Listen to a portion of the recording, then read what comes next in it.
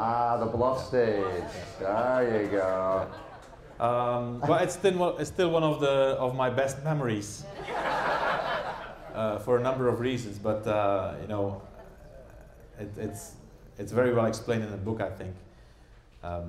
Basically, we felt that our team was having a little bit more trouble than we expected to control the race. So we had anticipated a scenario where we should make the other teams believe that Lance wasn't feeling that well, and it worked.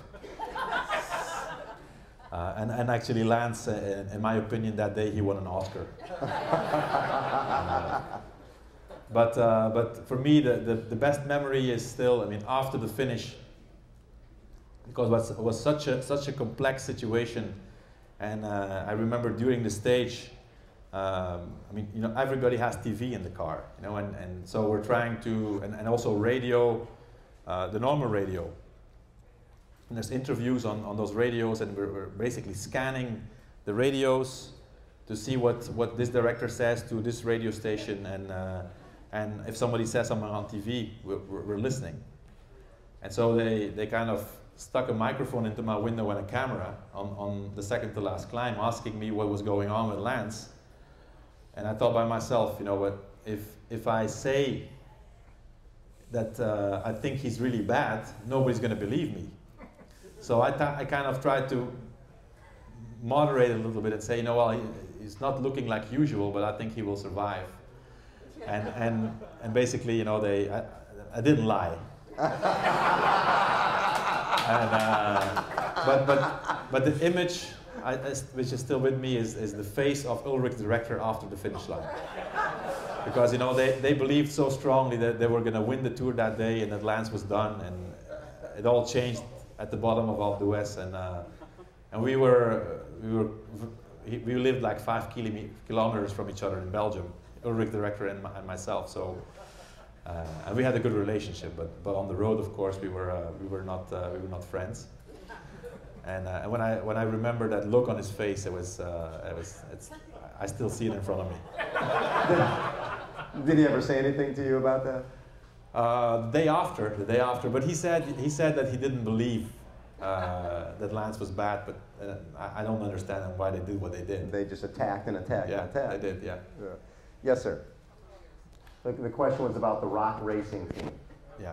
Well, I think it's an interesting thing to see.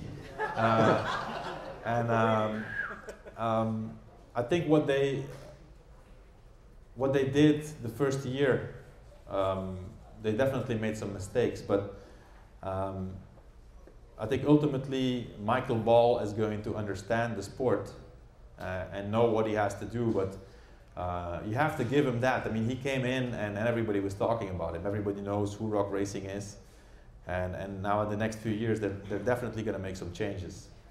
And I think that also the sport of cycling needs a little bit of change, and you know, he definitely brings color and glamour to the race. So that's always welcome.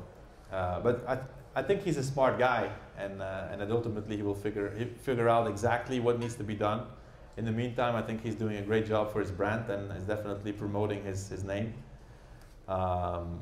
But I think in the next few years, I think there's a big potential there, because he's a bike fan, he's super motivated, he loves the sport, and he has the possibility. So I mean, I welcome those kind of initiatives. But you cannot be perfect from the start, and they definitely made some mistakes. But I think in a few years they're going to be an established team, especially in the United States, but also maybe in Europe. Yes, sir, in the track.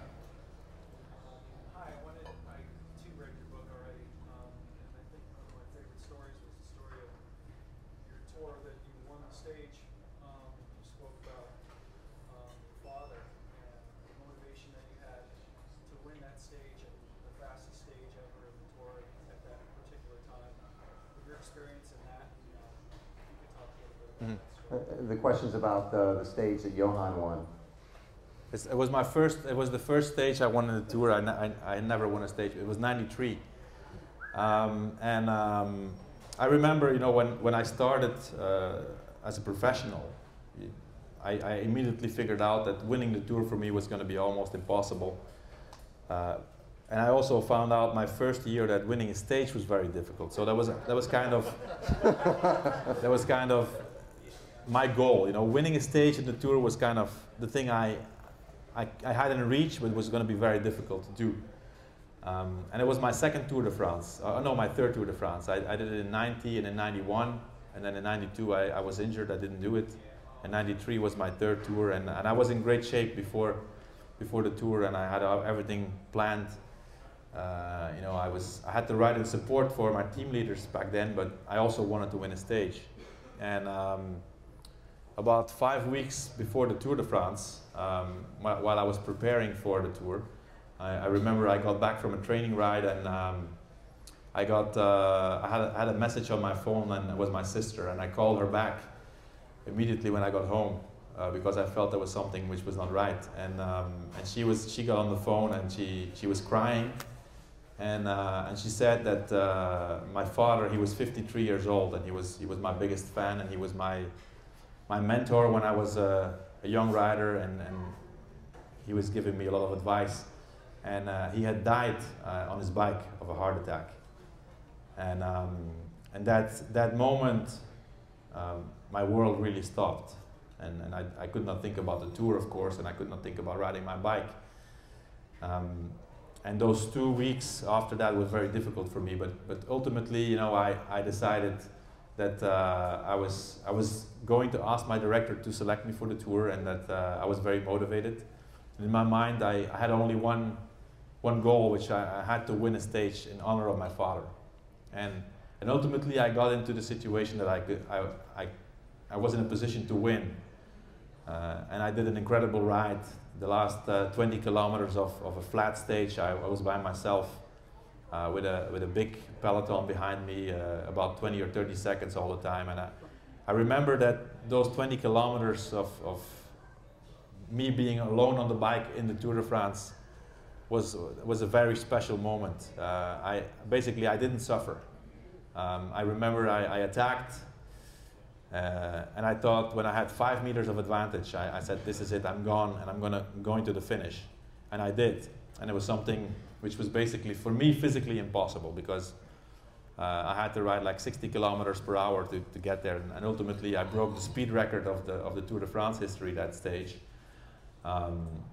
But you know, those 20 kilometers will always remain with me, because I felt like I was not pedaling alone.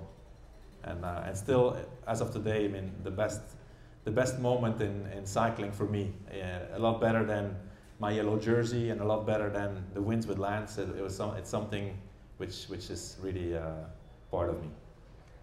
Ladies and gentlemen, we're going to set up for a little book signing right now. We have Mike do that. And how about a big round of applause for Johan Bruyneel.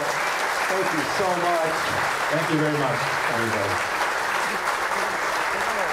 If you don't mind helping me, we're going to bring this right down here. Okay. What do you want to do? We're going to have him sign up.